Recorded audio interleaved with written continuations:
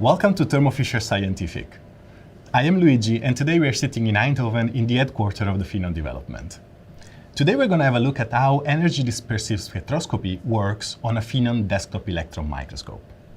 In industrial manufacturing, a typical way to measure the contamination of a sample is by counting the type of contaminants that you have in your material. EDS allows you not just to count them, but also to get their chemical composition to understand where they come from. With the live EDS functionality, we can click on the particle, and in a few seconds we will see on screen what is the chemical composition of the contaminants that we're analyzing. The technique is extremely fast, and it gives us very accurate information about the material that we're analyzing. And we don't need to adjust any additional parameter because the design of the Phenom is completely embedded in the quantification software, so the microscope will make sure to adjust all the parameters for you. But what is happening inside the sample, and where is this signal we're analyzing coming from? Let's have a look at it.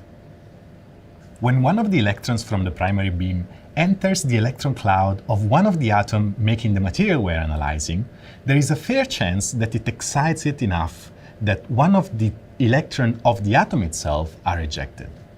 If this happens, an X-ray is generated, which has a very characteristic energy that can be associated with the atom that generated it. By measuring the number of these X-rays and their energy, we can not just determine which elements are in the material, but also their ratio. As the signal is acquired by the detector, the software takes care of creating a spectrum, which is a distribution of the X-ray based on their energy content.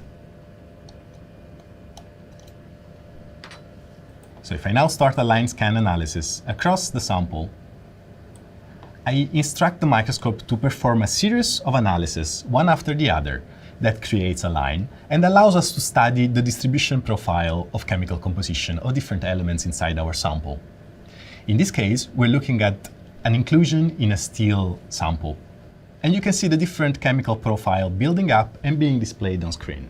As the analysis goes on, more and more counts accumulate in the spectrum, which makes over time our analysis more accurate as the beam keeps scanning the surface and generates more X-rays. Not every sample is as easy to quantify. Some of them, in fact, come with additional challenges. One of these examples is lead sulfide, which is a typical example of challenging quantification for EDS. The reason behind this difficulty is because the peak for lead and sulfur in the spectrum generated with EDS tend to overlap due to the very high similarity of their characteristic energy emission. Some of the elements have emission energy that are extremely comparable, to the point that modern instruments are not capable of distinguishing them. The result, when these elements are both in the same material, is that we will have a peak which is the sum of the two peaks from the individual element. So it will be taller, and we will not be able to see the individual contribution of the two elements. This means that complex mathematical models have to be used to be able to separate these elements, or we can recur to the use of a higher acceleration voltage. Being able to properly separate these two elements is particularly important for some applications, and one of them is forensic.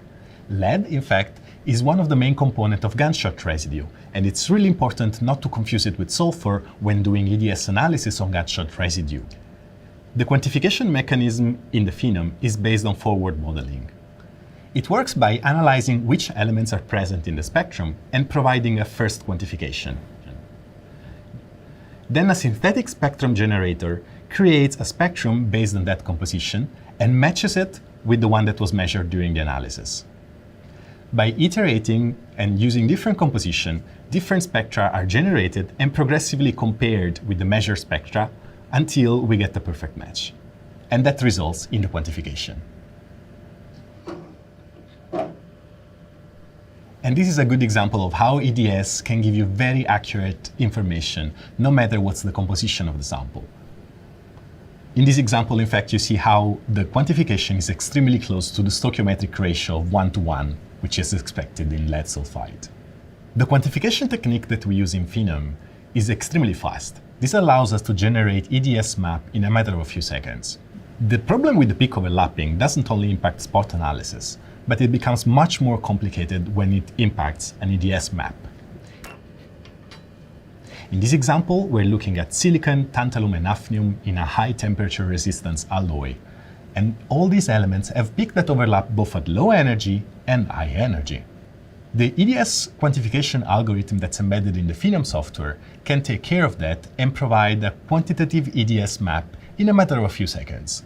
And we're now just 2 clicks away from saving all the information that we have and automatically generate a report which will contain all the information that we viewed in our project. Thank you for making it this far.